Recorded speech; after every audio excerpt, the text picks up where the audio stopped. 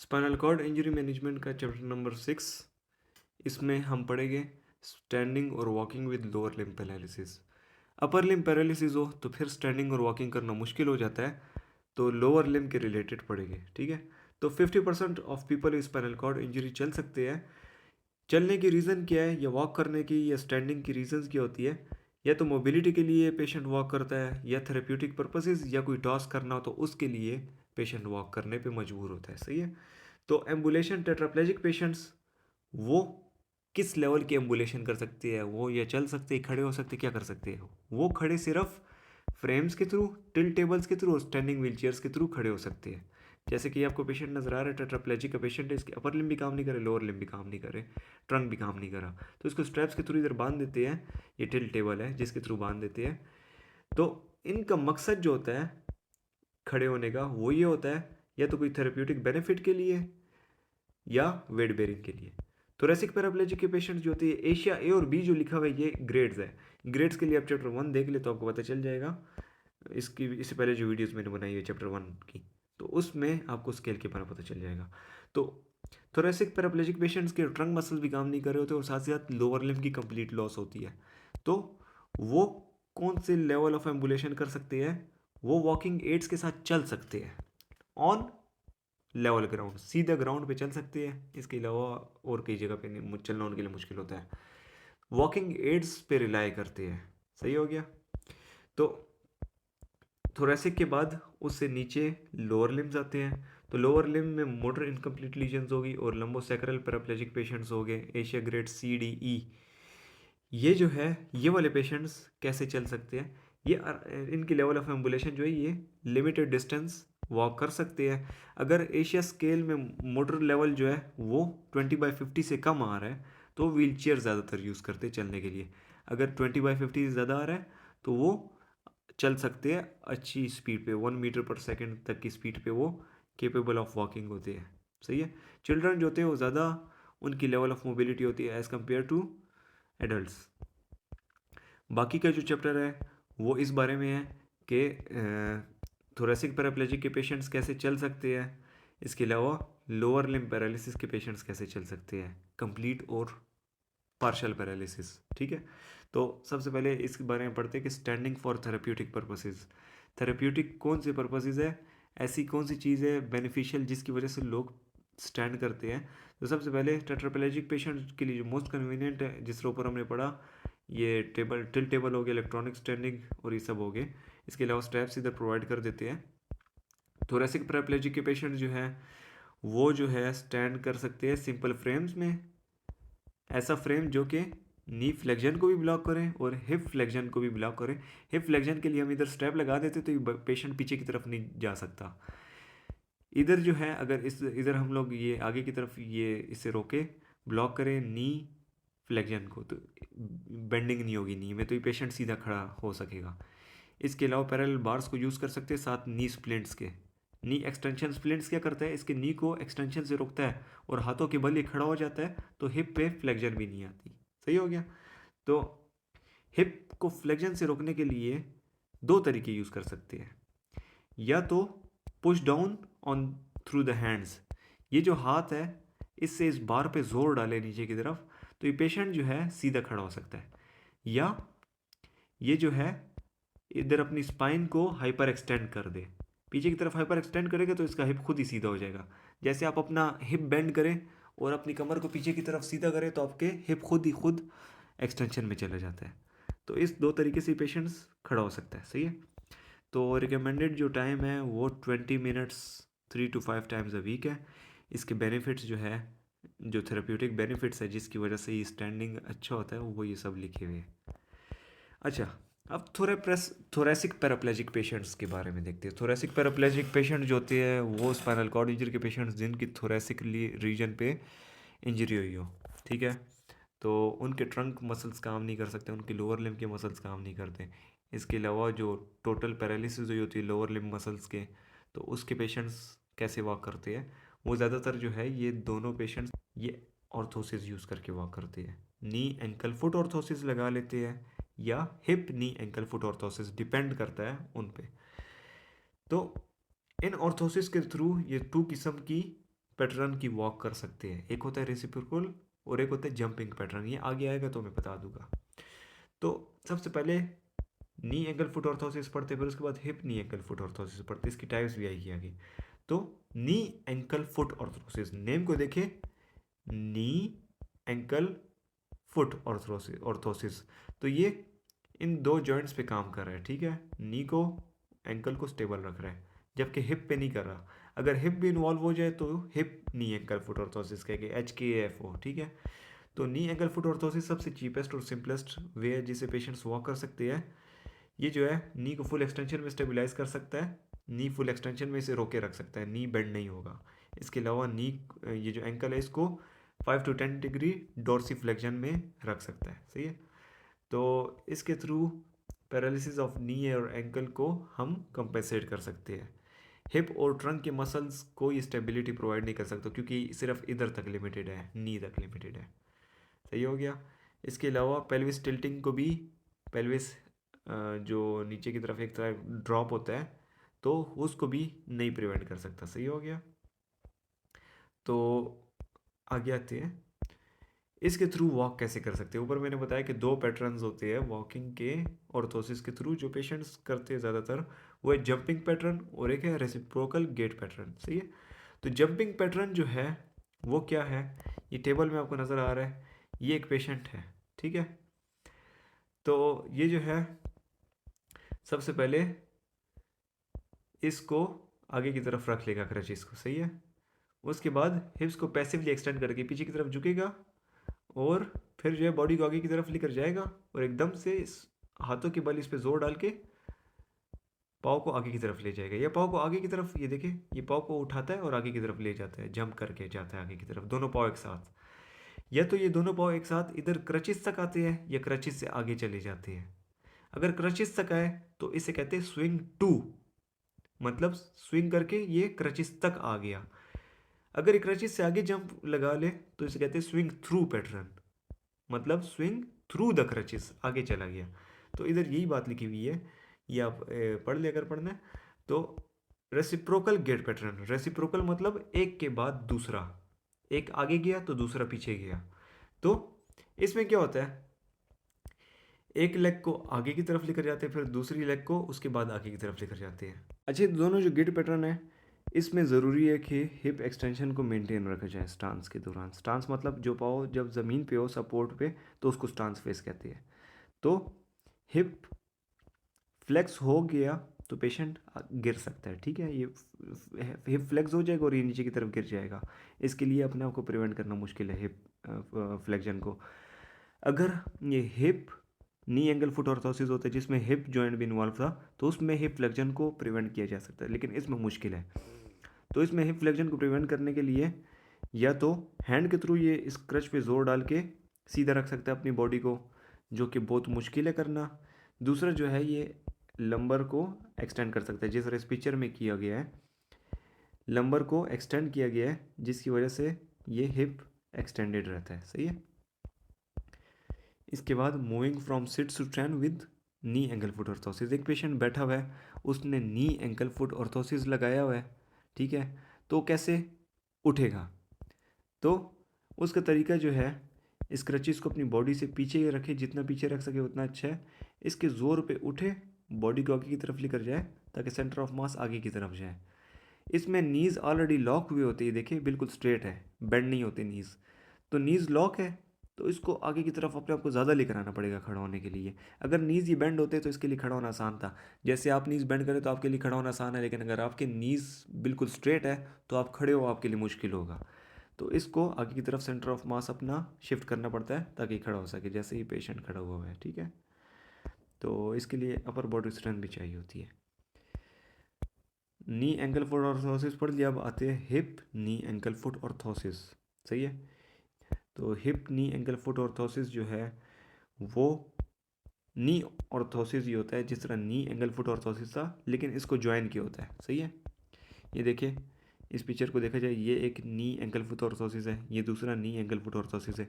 इसके ऊपर से ज्वाइन किया हुआ है। इसको ऊपर से जिस तरीके से ज्वाइन करते हैं उस बेसिस पे इसकी 3 टाइप्स है। एक है हिप गाइडेंस ऑर्थोसिस, एक है रेसिप्रोकेटिंग गेट ऑर्थोसिस, एक है मीडियल लिंकेज ऑर्थोसिस। ये जो मैंने पिक्चर दिखाई है ये है हिप गाइडेंस ऑर्थोसिस, ठीक है। तो इसको पैरावॉकर भी कहा जाता है। स्पाइना बाइफेडा के पेशेंट्स के लिए पहले बच्चों के लिए यूज़ किया जाता था। इसमें वही टू काफो जो है नी एंकल फुट ऑर्थोसिस, उसको ज्वाइन किया गया है रिजिड बॉडी ब्रेस से। इसके साइडों पे हिप जॉइंट्स हैं, सही है। इस हिप जॉइंट्स को लॉक कर सकते हैं ताकि जब चले तो पेशेंट के हिप फ्लेक्स ना हो जाए, गिर ना आ जाए। साथ ही साथ नी को भी लॉक कर देते हैं। जब पेशेंट ने बैठना हो तो इस हिप जॉइंट को अनलॉक कर सकते हैं और पेशेंट बैठ सकता है, सही है। तो इसमें पेशेंट चलता कैसे है, इसमें पेंडुलर लाइक मूवमेंट होती है। एक पेशेंट ने पाँव आगे की तरफ रख दिया, ठीक है, एक पाँव उसका पीछे की तरफ है ना। जब ये उस साइड पे क्रच पे जोर डालता है तो इसका पाँव हवा में हो जाता है, इसका पाँव पीछे की तरफ था तो हवा में जैसे ही होता है पाँव तो खुद ब खुद आगे की तरफ आ जाता है ग्रेविटी की वजह से। तो इसकी आप वीडियो देख लेना अगर आपको मेरी बात पे समझ नहीं आ रही। इसको इस तरह प्रैक्टिकली एक्सप्लेन किया जा सकता है, इस तरह बातों में थोड़ा मुश्किल है। फिर है रेसिप्रोकेटिंग गेट ऑर्थोसिस। इसके नेम से पता चल रहा है रेसिप्रोकल, ये हेल्प करता है। इसमें जो है दरमियान में यही जो है टू काफो, लेकिन इसमें इधर जो है एक कोरसेट होता है। कोरसेट में पिवट जॉइंट लगा होता है, इधर पीछे एक ये जो जगह आपको नज़र आ रही है इस जगह पे एक जॉइंट से लगा होता है, पिवट जॉइंट कहते हैं। जब एक लेग जो है आगे की तरफ जाती है तो दूसरी लेग पीछे की तरफ जाती है इसमें, ठीक है। तो ये खुद ही हेल्प प्रोवाइड करते हैं एक के बाद दूसरे हिप को एक्सटेंड और फ्लेक्स करने में, ठीक है। तो इसमें पिवट जॉइंट लगा होता है, कपलिंग होती है हिप जॉइंट की, और इसमें ग्रेविटी के अलावा भी मूवमेंट की जा सकती है, ठीक है। जब आप इस पाँव को पीछे की तरफ लेकर जाएंगे तो ये पाँव खुद ब खुद आगे की तरफ जाएगा। इसमें जो पुराने वर्जन्स थे उसमें केबल्स यूज़ होती थी, पीछे इस जगह पे केबल्स होती थी, लेकिन आजकल जो यूज़ हो रहे उसमें इधर पे पिवट जॉइंट होता है, जिसमें दरमियान में बिल्कुल पीछे पिवट जॉइंट हो उसको आइसोसेंट्रिक रेसिप्रोकेटिंग गेट ऑर्थोसिस बोलते हैं। जो थर्ड टाइप जो है HKAFO की, वो है medial linkage orthosis. Hip guidance पढ़ लिया, रेसिप्रोकेटिंग पढ़ लिया, मीडियल लिंकेज ये भी वही KAFO है, लेकिन इसमें इधर दरमियान में हिप जॉइंट्स लिंक हुए हुए हैं, सही है। तो इसमें हिप फ्लेक्जन और एक्सटेंशन को असिस्ट नहीं कर सकते, तो इसमें सिर्फ जो है ग्रेविटी के थ्रू, जिस तरह हिप गाइडेंस में ग्रेविटी के थ्रू पाँव पीछे से आगे की तरफ आता था, इसमें भी जो है ग्रेविटी के थ्रू पाँव पीछे से आगे की तरफ आता है, ठीक है। इसमें हिप एक्सटेंशन जो है वो ट्रंक को बैकवर्ड, जिस तरह ये ऊपर हमने पिक्चर देखी थी कि लंबर स्पाइन को एक्सटेंड करते हैं तो खुद ब खुद हिप एक्सटेंशन होती है, इसमें भी उसी तरह हिप एक्सटेंशन होती है, सही हो गया। तो इसके बाद वॉकिंग कैसे की जा सकती है। वॉकिंग ज़्यादातर रेसिप्रोकल गेट पैटर्न यूज़ होता है। ये देखिए पिक्चर आपको नज़र आ रही है रेसिप्रोकल गेट पैटर्न की। ये जो पोस्टीरियर प्लेस्ड वॉकिंग एड होता है, ये जो क्रच है पीछे की तरफ, इससे ज़ोर पेशेंट देता है, आगे की तरफ जाता है। ये जो आगे वाली लेग है इस पे वज़न डालने के लिए इसे ज़ोर देता है ताकि आगे की तरफ जा सके, ठीक है। जब आगे की तरफ जाता है तो ये वाला पाँव आगे की तरफ चले जाता है, साथ ही फिर ये वाला क्रच पीछे की तरफ रह जाता है, तो इससे ज़ोर डालता है इस लेग पे और इस तरह ये चलता रहता है, ठीक है। तो इसकी वीडियो आप लोग देख लेना। Walking with partial paralysis of the lower limb. Complete paralysis हमने देख लिया, उसके लिए KAFO और HKAFO यूज़ कर सकते हैं, ठीक है। उसमें पूरी लेग्स की पैरालिसिस हुई होती है। अब पार्शियल पैरालिसिस या तो एंकल की रीजन की हो सकती है, या नी के रीजन की हो सकती है, हिप के रीजन की हो सकती है। इधर की जो मसल्स हैं उनकी पैरालिसिस हो सकती है। अब हर मसल की पैरालिसिस के रिलेटेड देखें कि कौन सा ऑर्थोसिस यूज़ किया जा सकता है। सबसे पहले एंकल पे बात करेंगे, फिर नी पे, फिर हिप पे। इसी के साथ फिर ये कोर्स ख़त्म हो जाएगा चैप्टर 6 का। तो एंकल के इर्द गिर्द कौन से मसल्स होते हैं, डॉर्सीफ्लेक्सर्स होते हैं और प्लांटर फ्लेक्सर्स होते हैं। डॉर्सीफ्लेक्सर्स आगे की तरफ होते हैं जो कि डॉर्सीफ्लेक्शन में असिस्ट करते हैं पाँव को ऊपर की तरफ। अगर डॉर्सीफ्लेक्सर्स जिसका मेन नर्व रूट जो है वो L4 है, तो अगर उसकी पैरालिसिस हो जाए, ये पेशेंट आप देखें इसके इस मसल्स की पैरालिसिस हो जाए तो ये पेशेंट अपना पाँव उठा नहीं सकेगा, फुट को उठा नहीं सकेगा, तो फुट ड्रॉप हो जाएगा, जिसकी वजह से वो जब पाँव को उठा के चलेगा तो उसका पाँव ज़मीन के साथ लगेगा। तो उस पाँव को ज़मीन के साथ लगने के लिए बचाने के लिए वो या तो नी को फ्लेक्स करेगा और साथ ही साथ हिप को फ्लेक्स करेगा, ठीक है। ये दो काम कर सकते हैं। इसके अलावा वो सरकमडक्ट भी कर सकता है। तो इन दो चीज़ों को वो यूज़ करता है। तो इस फुट ड्रॉप को बचाने के लिए, फुट ड्रॉप से बचाने के लिए हम ज़्यादातर ये ऑर्थोसिस यूज़ करते हैं। आगे आएगा। तो इससे पहले डॉर्सीफ्लेक्सर पढ़ लिया, प्लांटर फ्लेक्सर देखते हैं। प्लांटर फ्लेक्सर के मसल्स की पैरालिसिस हो जाए, इसका जो मेन नर्व रूट है वो है S1, ठीक है।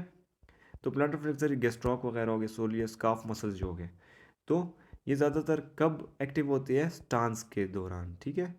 और साथ ही साथ ये एक्सेंट्रिकली कंट्रोल करते हैं फॉरवर्ड रोटेशन ऑफ टिबिया। जब हम आगे की तरफ जा रहे होते हैं, तो हमारी बॉडी आगे की तरफ जा रही है, तो ये जो मसल है ये इधर एक्सेंट्रिकली कंट्रैक्ट होता है ताकि ये आगे की तरफ ना झुक जाए। देखिए टिबिया आगे की तरफ गई हुई है, इसको रोकने के लिए मसल इधर एक्सेंट्रिकली कंट्रैक्ट करता है। अब ये मसल काम नहीं करती, आगे की तरफ झुके इसका पाँव, ठीक है। तो इसको प्रिवेंट करने के लिए अपना ऑर्थोसिस होता है, वो भी आगे देखेंगे। तो जब इस तरह आगे की तरफ ये पाँव टिबिया आगे की तरफ रोटेट कर जाता है, तो पेशेंट आगे की तरफ गिर सकता है। तो उसको गिरने से बचाने के लिए पेशेंट अपना नी पे फ्लेक्शन करता है और साथ ही साथ हिप पे भी फ्लेक्शन करता है। तो इस गेट को कहते हैं क्राउच गेट, ठीक हो गया। तो इस क्राउच गेट को ख़त्म करने के लिए, प्लांटर फ्लेक्सर के मसल्स की हेल्प करने के लिए, ये पेशेंट जो है डॉर्सी फ्लेक्शन अवॉइड करता है, ठीक है। ये पेशेंट आगे के मसल्स को यूज़ नहीं करता क्योंकि इसके पीछे के मसल्स पैरालाइज्ड है। अगर ये आगे की तरफ को यूज़ करेगा तो इसके इधर डॉर्सी फ्लेक्शन होगी और ये पेशेंट आगे की तरफ जा सकता है। तो ये हाइपर एक्सटेंडेड नी के साथ ये पेशेंट्स चलते हैं ताकि इधर डॉर्सी फ्लेक्शन ना हो। तो इसके लिए ऑर्थोसिस अभी आगे बढ़ते हैं। एंकल फुट ऑर्थोसिस, इसकी 5 टाइप्स इसमें बयान की गई है। तो ankle foot orthosis ankle motions को रिस्ट्रिक्ट करते हैं। जो डॉर्सी फ्लेक्सर पैरालिसिस के लिए जो ऑर्थोसिस यूज़ किए जाते हैं वो लाइट होते हैं, जबकि प्लांटर फ्लेक्सर के लिए थोड़े हैवी होते हैं। क्यों? क्योंकि डॉर्सी फ्लेक्सर मसल जो है उसकी अगर पैरालिसिस हो जाए तो फुट ड्रॉप होता है। फुट ड्रॉप पाँव का इतना वजन नहीं होता, तो उसके लिए लाइट ऑर्थोसिस यूज़ कर सकते हैं। अगर प्लांटर फ्लेक्सर मसल्स की पैरालिसिस हो जाए तो बॉडी का वेट आगे की तरफ जा सकता है, तो उसको कॉन्ट्रैक्ट करने के लिए हैवी ऑर्थोसिस लगाना पड़ता है। तो ये टाइप्स है। पोस्टीरियर लीफ स्प्रिंग ऑर्थोसिस, ये फ्लेक्सिबल ऑर्थोसिस होता है। ये फुट ड्रॉप के उस केस में यूज़ किया जा सकता है। डॉर्सी फ्लेक्सर पैरालिसिस जैसे हो गया, शू के अंदर भी ये वेयर किया जा सकता है। प्लास्टिक सॉलिड ऑर्थोसिस, ये थोड़ा रिजिड होता है as compare to posterior leaf spring, और स्टेबल भी होता है। ये जो है डॉर्सी फ्लेक्सर और प्लांटर फ्लेक्सर दोनों मसल्स के लिए यूज़ किया जा सकता है। हिंज्ड सॉलिड प्लास्टिक AFO, इसमें जॉइंट बीच में होता है। इसकी टाइप्स भी है, तो ये आप देख लें। टो ऑफ AFO, ये जो है रेजिन का बना होता है। ये स्प्रिंग लाइक होता है, ठीक है, स्टोरिंग इलास्टिक एनर्जी, और ये पुश करने में मदद देता है। तो पुश ऑफ फेज और साथ ही साथ फुट ड्रॉप दोनों में यूज़ किया जा सकता है, ठीक है। डबल मेटल अपराइट AFO, ये जो AFO ये सबसे ज़्यादा एंकल पे कंट्रोल स्टेबिलिटी प्रोवाइड कर सकता है। Paralysis of dorsi flexor muscles के लिए ज़्यादातर ये यूज़ किया जाता है। सही हो गया। तो ये अच्छा है, अच्छा AFO है, लेकिन इसकी कॉस्मेटिकली अपीयरेंस की वजह से जो है ये ज़्यादातर लोग यूज़ नहीं करते, क्योंकि देखिए इसके साथ ये लेस वाला शूज़ चाहिए होता है और ये कितना अजीब सा लग रहा है। अब एंकल की पैरालिसिस और उसके AFO हमने पढ़ लिए कौन कौन से यूज़ होते हैं। Paralysis around the knee joint के अराउंड कौन कौन से मसल्स हैं? इधर आगे की तरफ क्वाड्स होते हैं, पीछे की तरफ हैमस्ट्रिंग होते हैं। तो क्वाड्स की पैरालिसिस हो जाए, हैमस्ट्रिंग की पैरालिसिस हो जाए, तो उसकी वजह से क्या होता है? तो अगर क्वाड्रिसेप मसल की पैरालिसिस होगी जिसका मेन नर्व रूट है L3, उसकी पैरालिसिस होगी तो पेशेंट नी को एक्सटेंड नहीं कर सकेगा। सही है, फ्लेक्शन से रोकता है। नी जब एक्सटेंड होगा तो फ्लेक्शन नहीं होगी, ठीक है। तो स्टांस फेज में जब आप सीधा खड़े होते हैं, टांग पे जोर डालते हैं, तो आपका नी बेंड हो सकता है। तो नी बेंडिंग से रोकने के लिए क्वाड्स मसल काम करता है। इसके अलावा हील कंटैक्ट के दौरान जो है ये एक्सेंट्रिकली कंट्रैक्ट होता है और नी थोड़ी बहुत फ्लेक्शन होती है। उसके बाद ही कंसेंट्रिकली कंट्रैक्ट होकर नी को स्ट्रेट कर देता है। सही है, लेकिन अगर पैरालिसिस होगी ये फंक्शन नहीं हो सकता। तो कंपेंसेटरी स्ट्रेटजी जो पेशेंट्स यूज़ करते हैं वो जो है क्रचिस पे जोर डाल के अपनी टांग को सीधा करते हैं, या नी को हाइपर एक्सटेंड पोजीशन में रखते हैं ताकि सेंटर ऑफ मास जो है वो आगे की तरफ आए।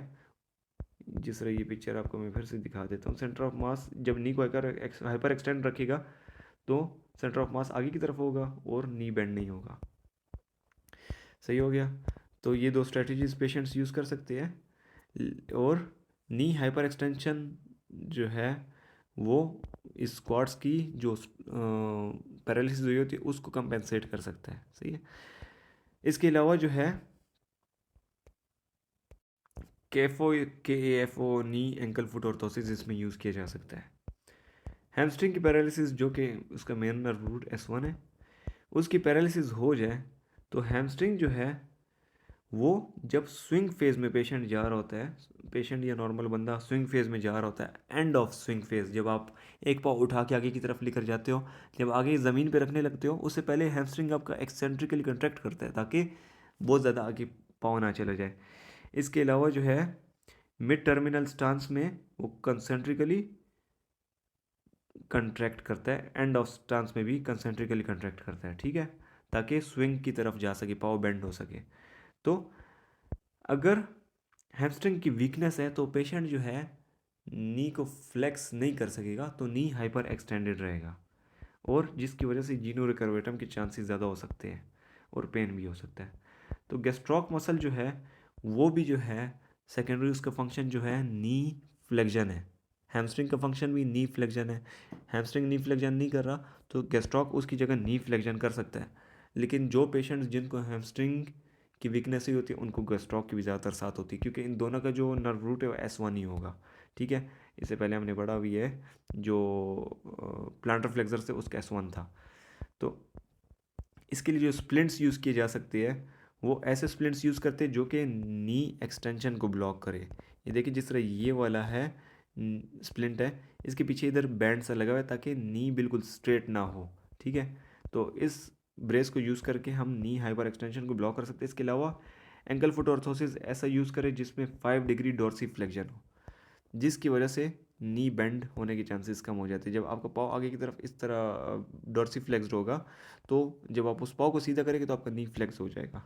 अगर सिंपल बात है, सोचने की बात है। अच्छा, नी की पैरालिसिस पढ़ ली। अब जो लास्ट रह गया हिप, हिप के अराउंड जो मसल्स हैं अगर उनकी पैरालिसिस हुई है, हिप के अराउंड मसल्स हिप फ्लेक्सर्स हो सकते हैं, हिप एक्सटेंसर्स हो सकते हैं। हिप फ्लेक्सर्स का जो मेन नर्व रूट उनको जो सप्लाई कर रहा है वो है L2। तो हिप फ्लेक्सर्स स्विंग फेज में काम करते हैं, स्विंग फेज में पाँव को आगे की तरफ लेकर जाने के लिए हिप फ्लेक्सर्स काम करते हैं। ठीक है, अगर ये नहीं होगा तो हिप फ्लेक्शन करना मुश्किल होगी स्विंग में। ठीक है, तो उसके लिए फिर हैमस्ट्रिंग काम करता है। हैमस्ट्रिंग जो है नी फ्लेक्शन करता है, नी फ्लेक्शन के थ्रू वो आगे एडवांस करता है गेट को। तो अगर हिप फ्लेक्सर की पैरालिसिस हुई है तो पेशेंट उसकी जगह कौन सी कंपेंसेटरी मूवमेंट कर सकता है? एक्सटर्नली रोटेट करता है हिप को और एडक्टर्स मसल को यूज़ करता है हिप फ्लेक्सर्स के अलावा। ठीक है, आपके एडक्टर्स मसल है वो भी काम कर सकते हैं हिप फ्लेक्शन का अगर आप पाँव को एक्सटर्नली रोटेट करें। ठीक है, इसके अलावा सरकमडक्ट करके लेग को आगे की तरफ लेकर जा सकता है। इस तरह पेशेंट आगे की तरफ जा सकता है। ठीक है, चल सकता है। इसके लिए कोई सिंपल अर्थोसिस नहीं है। ठीक हो गया, ये जो रेसिप्रोकेटिंग गेट है अर्थोसिस है, या इसके अलावा अच्छा ये वाला हिप गाइडेंस अर्थोसिस है, ये दो यूज़ कर सकते हैं। लेकिन एक इतने से मसले के लिए जो है इतना बड़ा अर्थोसिस ज़्यादातर प्रिस्क्राइब नहीं किया जाता। Hip extensors L5 nerve root है, ये ग्लूट्स मसल जो होगी ज़्यादातर, तो वो हिप एक्सटेंसर मसल्स हैं। स्टांस में जब आप खड़े होते हैं तो उसमें आपको बिल्कुल स्ट्रेट रखने के लिए हिप एक्सटेंशन मसल्स काम करते हैं। ठीक है, जो कि हिप फ्लेक्शन को रोकते हैं। तो हिप एक्सटेंसर जब आपके काम नहीं करे तो पेशेंट कंपेंसेटरी क्या काम करता है, हाइपर एक्सटेंड कर देता है हिप को। ठीक है, बैक की तरफ लीन करता है जिसकी वजह से उसके पाँव हाइपर एक्सटेंड हो जाते हैं। तो हिप एक्सटेंसर मसल उसको यूज़ करने की ज़रूरत नहीं होती। फिर इसके लिए भी कोई सिंपल ऑर्थोसिस नहीं है। हिप एबडक्टर्स मसल्स जो कि लास्ट रह गया। हिप एबडक्टर जो साइड पे इधर ग्लूटियस मीडियस मेनली जो यूज़ होता है हिप एबडक्टर मसल, उसकी जो नर्व रूट है L4 है। ये जो है बहुत इंपॉर्टेंट मसल है क्योंकि जब आप चल रहे होते हैं आपका जो पाँव स्विंग कर होता है, पाँव आपका जो हवा में होता है उस साइड पे पेल्विस नीचे की तरफ ड्रॉप कर सकता है। तो उसको रोकने के लिए दूसरी साइड का जो हिप एबडक्टर मसल है वो काम कर रहा होता है। अगर उसकी वीकनिंग हुई हुई है तो पेशेंट जो है क्या करता है, या वॉकिंग एड के थ्रू वज़न डाल जोर देता है ताकि वो उस साइड के पेल्विस को उठा सके, या इसके अलावा ट्रंक को जिस साइड पे वीकनेस हुई है उस साइड पे लीन करता है ताकि उस साइड अपोजिट साइड का जो पेल्विस ड्रॉप हो रहा है वो उठ जाए, हवा में हो जाए, ताकि वो चल सके। इसके लिए भी कोई सिंपल ऑर्थोसिस नहीं है। HKAFO जो है वो इसके लिए यूज़ किया जा सकता है। इलेक्ट्रिकल स्टिमुलेशन लास्ट में रह गया। एक पेशेंट जिसको पैरालिस हुई है मसल्स की, वो चल नहीं सकता, तो हम उसको इलेक्ट्रिकली स्टिमुलेशन प्रोवाइड कर सकते हैं उस मसल को कंट्रैक्ट करने के लिए ताकि वो पेशेंट चल सके। ये गेट को इम्प्रूव करने में हेल्प कर सकता है। स्किन इलेक्ट्रोड्स हो गए, परक्यूटेनियस इम्प्लांट्स हो गए, या फुली इम्प्लांटेड सिस्टम, ये यूज़ करके इलेक्ट्रिकल स्टिमुलेशन उन मसल्स को प्रोवाइड कर सकते हैं जो पैरालाइज्ड हुए हुए हैं। ये इफेक्टिव है, लेकिन जब आपका जो एक मसल पैरालाइज है उसको आप इलेक्ट्रिकल स्टिमुलेशन देके उसे कंट्रैक्ट कर रहे हैं, तो वो बार बार जब कंट्रैक्ट होता है वो थक जाता है, फैटिग हो जाता है, क्योंकि ऑलरेडी वो मसल इतना यूज़ नहीं हुआ इसकी वजह से इतनी यूज़ नहीं होती, सिर्फ रिसर्च में ज़्यादातर यूज़ किया जाता है।